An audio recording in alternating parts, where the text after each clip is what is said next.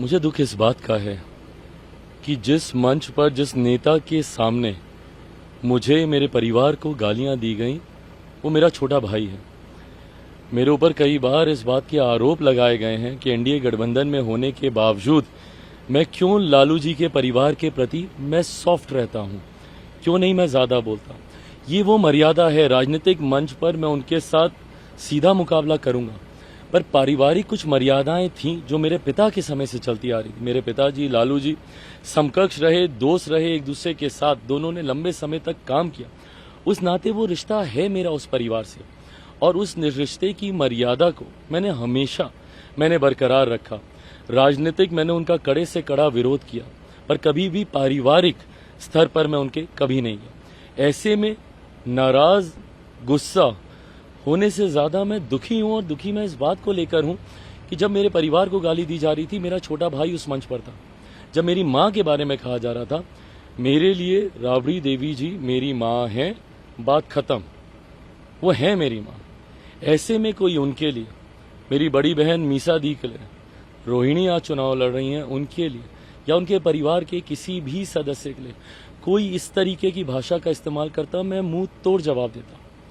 मैं तत्काल उसी वक्त उसी मन से कड़ा विरोध उनके खिलाफ मैं दर्ज कराता।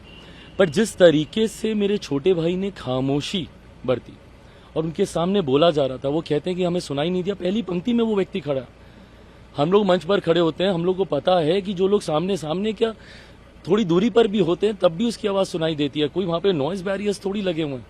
और उस वक्त मंच पे खामोशी थी, आप तो भाषण भी नहीं दे रहे थे, तो कैसे आपको सुनाई नहीं दिया। बट सिर्फ राजनीति के लिए, चुनाव जीतने के लिए, और वो भी मात्र एक सीट के लिए। ये मेरी ही लोकसभा का ये वीडियो है, जमुई का ये वीडियो है, वहां पर एक सीट जीतने के लिए मेरे जीजा जी अरुण भारती जी को हराने के लिए जिस तरीके से उनकी महिला प्रत्याशी भी बगल में खड़ी हैं, ये अगर भविष्य में अगर सांसद बनती हैं, ये महिलाओं का संरक्षण करेंगी जो अपने सामने महिला के होते हुए अपमान को ये देख रही हैं। मुझे तकलीफ बस इस बात की है कि एक शब्द तो बोला जाना चाहिए था, आप नेता हैं, आपको अपना आदर्श मानने वाली एक बड़ी आबादी है।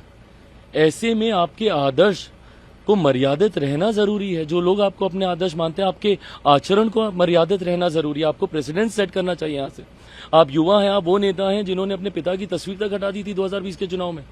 क्यों? क्योंकि लोगों को जंगल राज की याद ना है। ऐसे में अगर ये जंगल राज की परछाई नहीं है, उसकी छवि नहीं है, क्या था जंगल राज में? महिलाओं का 90 के दशक में घर से बाहर निकलना मुश्किल था, महिलाओं का समाज में रहना मुश्किल था, ये था जंगल राज। और आज आप ही के सामने सोचिए, तेजस्वी यादव के सामने चिराग पासवान के परिवार को गाली दी जा रही और कुछ नहीं हुआ। ऐसे में वही असामाजिक तत्व गांव में जाकर ना जाने कितनी और मां बहन और बेटियों को गाली ही नहीं गलत व्यवहार करेंगे। जब इस पे कार्रवाई नहीं होगी, जब इसको नहीं रोका गया, तो हम कैसे उम्मीद करते हैं कि वहां पर वो लोग सभ्यता से रहेंगे। तो ऐसे में और बाहर आकर जिस तरीके से कहना कि सुनाई नहीं दिया, आप एक बार तो बोलते मेरे भाई कि नहीं ये गलत है, ये गलत है और नहीं होना चाहिए था। मैं आपसे कोई माफी की उम्मीद नहीं रखता, पर जो गलत है वो गलत है। इलेक्शन के दौरान ऐसे पर्सनल अटैक्स को आप किस तरीके से देखते हैं? कतई जायज नहीं है। मैं मानता हूं राजनीति का किसी भी क्षेत्र में आप कड़े से कड़ा विरोध मर्यादित शब्दों में आप दर्ज करा सकते हैं। आप बड़ी से बड़ी बातों को संयमित शब्दों में आप ढालकर कह सकते हैं। ऐसे में इस तरीके की मर्यादाओं को गिराना, इस तरीके के निचले स्तर पर राजनीति को लेकर जाना भविष्य की राजनीति के लिए कतई उचित।